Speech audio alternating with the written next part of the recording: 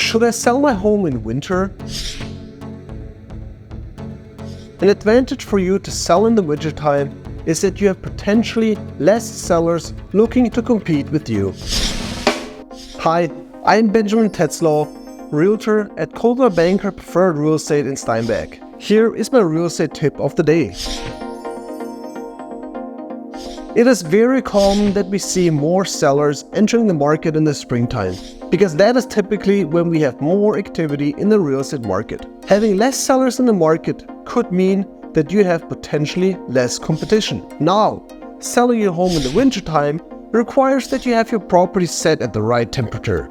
It is warm and welcoming, and if there is a snowfall, that you shovel the sidewalk, driveway, and steps leading up to your home.